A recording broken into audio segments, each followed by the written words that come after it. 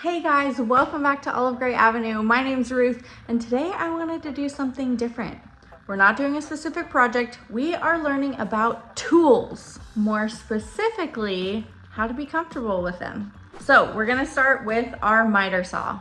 I get it. The miter saw is kind of big, it's scary, it has a huge blade, but I believe that a lot of fear and things like that just comes from a lack of knowledge. You don't know how it works, you don't know what to expect, so that makes you nervous. At least it does for me. So let's just get to know the miter saw a little bit better, how it operates, so that you can get more comfortable and feel confident in using a miter saw.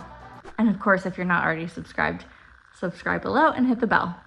It's pretty safe to assume that every tool is going to be different. Getting a different brand, size, anything like that. It's good to do this anyways, test it out, make sure you get comfortable with the tool before using it. My miter saw is not a small one. It's a 12-inch. It's pretty much on the larger side of what you find in a home workshop. Now there are lots of features that you can have or not have in a miter saw. Not all are necessary. It totally depends on what you're going to be using it for. So let's just walk through some of the features of my miter saw. It has a lock back here, which keeps the blade down when you're not using it.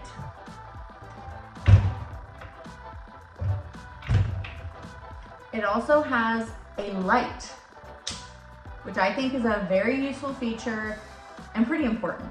The light will reflect a line exactly where your cut will be on the piece of wood.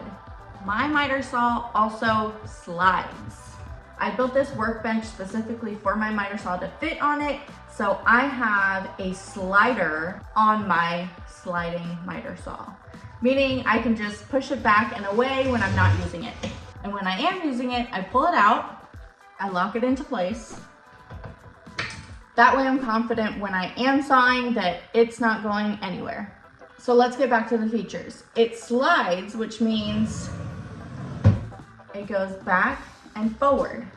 This is the position you'll start everything in. This is where you'll cut most things. Any piece of wood or material you have will sit flush against this back rail, and your miter saw will come down and cut like that.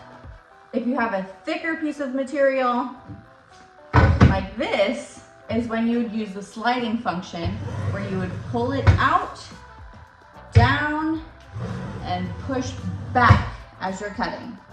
This can also do angled cuts. You squeeze here and turn. There are numbers here on the bottom to show you exactly the angle that you will cut. So when you have your material here, if you need a 30-degree cut, cut just like that, and it'll be on an angle. This also does beveled cuts. So instead of cutting this way, it'll cut this way. So instead of cutting an angle on the face, it'll cut an angle the depth of the board. The adjustment is here on this side, and it tilts like this. You'll lock it into place, and then be able to cut the same way.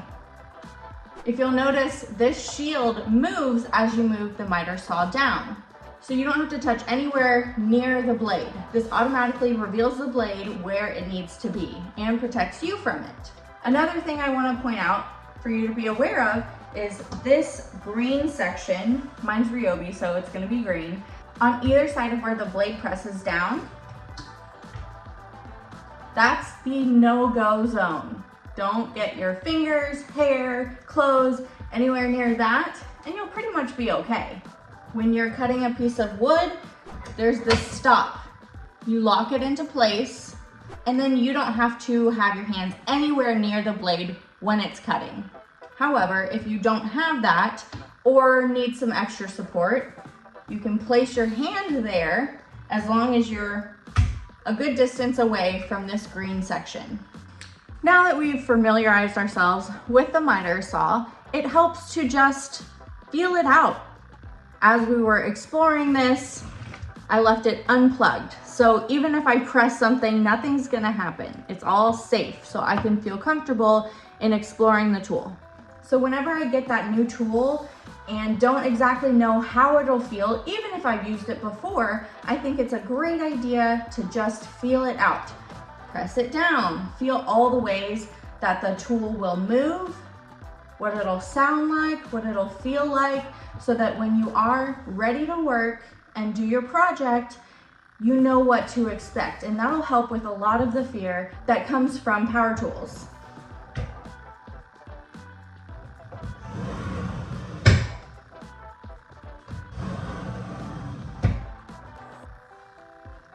So let's connect it and see how it feels when it's on.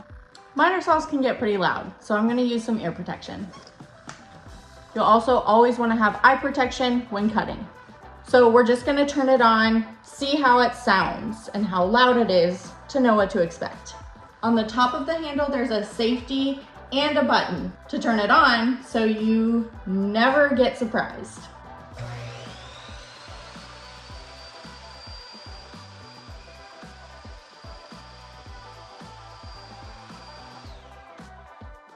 Now I turned it on, I can feel that there's a little bit of movement when it turns on just from the speed of the blade.